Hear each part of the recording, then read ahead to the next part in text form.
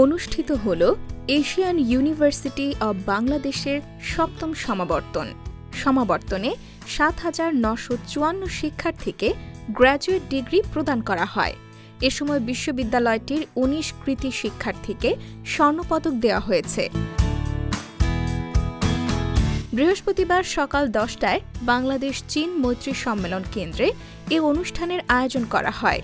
রাষ্ট্রপতি ও বিশ্ববিদ্যালয়ের চ্যান্সেলরের প্রতিনিধি হিসেবে সমাবর্তনে গ্র্যাজুয়েটদের ডিগ্রি প্রদান করেন শিক্ষা মন্ত্রণালয়ের বিশেষ উপদেষ্টা প্রফেসর ড.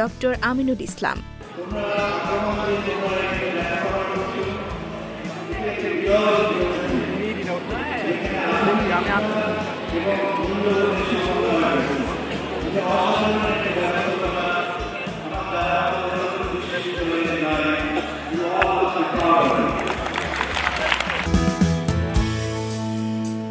সমাবর্তন বক্তা হিসেবে বক্তব্য রাখেন ব্রিটিশ শিক্ষাবিদ, অক্সফোর্ড বিশ্ববিদ্যালয়ের ফেলো এবং বার্মিংহাম বিশ্ববিদ্যালয়ের অধ্যাপক ড.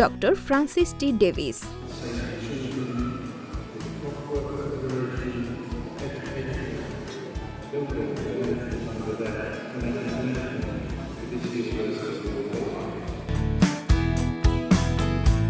এছাড়াও দেশ বিদেশের নামকরা বিশ্ববিদ্যালয়ের শিক্ষাবিদ, আমন্ত্রিত বিশিষ্ট ব্যক্তি, শিক্ষক, কর্মকর্তা ও গ্র্যাজুয়েটরা সমাবর্তনে অংশগ্রহণ করেন।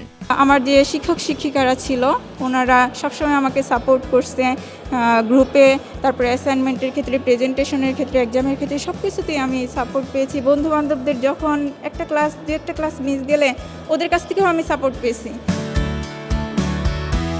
আসলে প্রত্যেকটা স্টুডেন্টের কিন্তু একটা বেস্ট যে ড্রিমটা থাকে, এই কনভেনশন কিন্তু আমাদের সবাই একটা ড্রিম। উল্লেখ্য, ১৯৯৬ সালে এশিয়ান ইউনিভার্সিটি অব বাংলাদেশ প্রতিষ্ঠিত হওয়ার পর থেকে দক্ষ ও নৈতিক মানে যোগ্য গ্র্যাজুয়েট তৈরি করে আসছে।